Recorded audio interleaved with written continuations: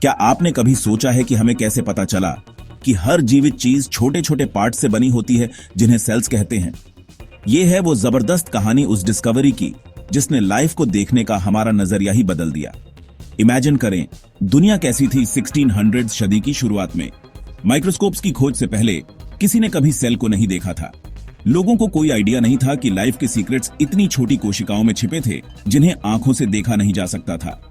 लेकिन फिर कुछ कमाल का हुआ, माइक्रोस्कोप का इन्वेंशन। डच निवासी लेंस बनाने वाले हैंस और ज़करियास जेनसन ने पहले कंपाउंड माइक्रोस्कोप्स बनाए। गैलीलियो ने तो उन्हें और भी इंप्रूव किया। जब मैग्निफिकेशन 30 गुना तक पहुंचा, अचानक एक पूरी नई दुनिया सामने आ गई।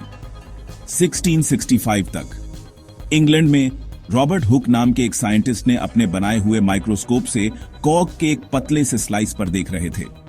उन्हें क्या दिखता है? छोटे छोटे बॉक्स जैसे स्ट्रक्चर्स। वो उन्हें सेल्स कहते हैं क्योंकि वो उन्हें उन छोटी छोटी कमरों की याद दिलाते थे जिनमें मंक्स रहते थे।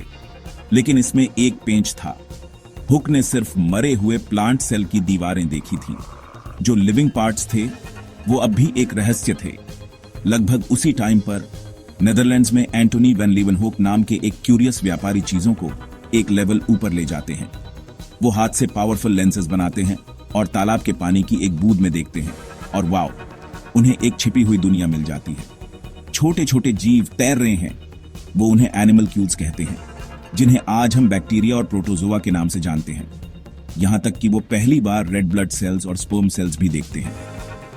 ये उस समय बहुत बड़ी बात थी, लेकिन कहानी यहीं खत्म नहीं हुई। एक सदी बीत जाती है, माइक्रोस्कोप्स और बेहतर होते जाते हैं और हमारी समझ भी। 1838 में जर्मन बॉटनिस्ट मैथियास श्लाइडन कहते हैं, सारे प्लांट सेल्स से बने होते हैं। अगले ही साल ज़ूलॉजिस्ट थियोडोर श्वान कहते हैं, सारे एनिमल्स भी। दोनों मिलकर सेल थ्योरी पेश करते हैं, जिसमें प्रमुख बिंदु हैं। पहला, सभी जीवित चीजें सेल से बनी होती हैं। दूसरा, सेल ही जीवित चीजों में स्ट्रक्चर और फंक्शन की बेसिक यूनिट है। लेकिन सेल्स आते कहां से हैं? रूडोल्फ विर्चोव, एक जर्मन डॉक्टर, 1855 में वे ऐलान करते हैं, ओमनिस सेलुला इज सेलुला, यानी हर नई कोशिका पुरानी कोशिका से बनती है। इससे वो पुरानी धारणा टूट जाती है कि लाइफ कहीं से भी अचानक पैदा हो सकती है और सेल थ्योरी पूरी हो जाती है। ये डिस्कवरी इतनी बड़ी बात क्यों थी? क्योंकि इसने एक पूरी नई दुनिया के दरवाजे खोल दिए।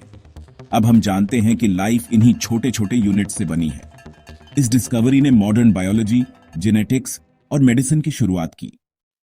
कल्पना कीजिए, अगर कोशिका की खोज नहीं हुई होती, हम जीवन की बुनियादी इकाई को नहीं जानते होते। हमें पता ही नहीं होता कि शरीर की रचना कोशिकाओं से हुई है। जीवन के निर्माण की सबसे छोटी इकाई क्या है, इसका कोई ज्ञान नहीं होता। कोशिका के बिना जीवन क्या है का उत्तर अधूरा रह जाता। कोशिका सिद्धांत का जन्म ही नहीं होता। लेकिन अगर किसी ने कभी कोशिका देखी ही नहीं होती, कोशिका सिद्धांत कभी अस्तित्व में नहीं आता। रोग और संक्रमण के रहस्य अनसुलझे रहते। हमें कभी पता न चलता कि कुछ बीमारियां कोशिकाओं या सूक्ष्म जीवों के कारण होती हैं। रोगों का इलाज सिर्फ लक्षणों पर आधारित होता, उनके कारणों पर नहीं। डीएनए, अनुवांशिकी और आनुवंशिक रोग एक रहस्य बने रहते। डीएनए कहां स्थित है, इसकी जानकारी नहीं होती। आनुवंशिक बीमारियां, वंशानुगत गुण और जीन संपादन CRISPR जैसी तकनीकें असंभव होती। बायोलॉजी और मेडिसिन अधूरी रह जाती। कोशिका न होती तो ये सभी क्षेत्र भी नहीं होते। सेल बायोलॉजी, कोशिका के बिना यह पूरा विषय ही शून्य। जेनेटिक्स, जीन, डीएनए और आनुवंशिकता का ज्ञान नहीं। माइक्रोबायोलॉजी, कोशिका के बिना बैक्टीरिया या वायरस की खोज नहीं। हिस्टोलॉजी, ऊतक, टिश्यू अध्ययन नहीं किया जा सकता। आधुनिक जैव विज्ञान कभी अस्तित्व में नहीं आता। शिक्षा और वैज्ञानिक जिज्ञासा सीमित रह जाती। निष्कर्ष, कोशिका की खोज ने जीवन को समझने की कुंजी दी।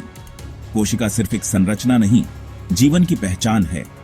यदि इसे कभी न देखा जाता तो विज्ञान अधूरा ही रह जाता। यदि आपको जानकारी अच्छी लगी हो तो वीडियो को लाइक, शेयर और चैनल को सब्सक्राइब करें। धन्यवाद। Nature is ultimate.